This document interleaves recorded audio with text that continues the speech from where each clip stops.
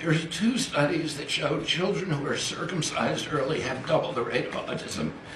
And it's highly likely because they're given Tylenol. So, There weren't two papers, there was one paper. And the paper was very clear that it was correlation, not causation, because of course I had to read the paper, so you don't have to. But let's do a little bit of logic according to RFK Jr. Circumcision, autism, and Tylenol. We have decreased circumcision in the country and we've increased autism in the country. We have found out in the thousands of papers done in the last few years that autism has to do with about 100 different genetic loci.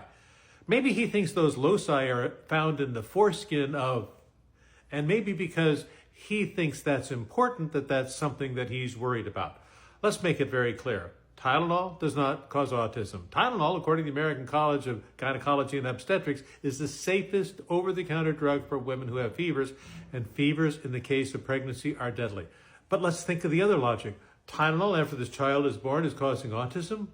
My goodness, does that mean that when I take Tylenol, I might get autism or be on the spectrum? This is beyond pale.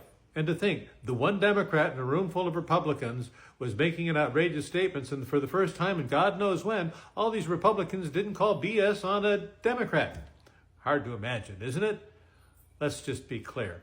This man has no business belonging as the Secretary of Health and Human Services. He doesn't have a background training, no background in science, and he is absolutely a mouthpiece for his anti-vaccine propaganda. Robert F. Kennedy Jr. saying that circumcision and Tylenol causing autism is proof that ignorance is hereditary if you refuse to learn. This is a problem when you have the Health and Human Services Secretary who does not understand correlation and causation and is trying to make a headline. We need more basic science funding, not less. We need less of people like him that don't understand correlation and causation. And we need more people overall learning science in their classrooms. I'm Dr. Terry Simpson. I like evidence-based medicine. I like science-based medicine. And I can't tolerate this sort of ignorance that comes out of that position. That person should be the individual championing basic science research. Instead, this man is putting forth pseudoscience above real science, histrionics above history, and making a mockery of an office which should be there for the American people. It's a shame.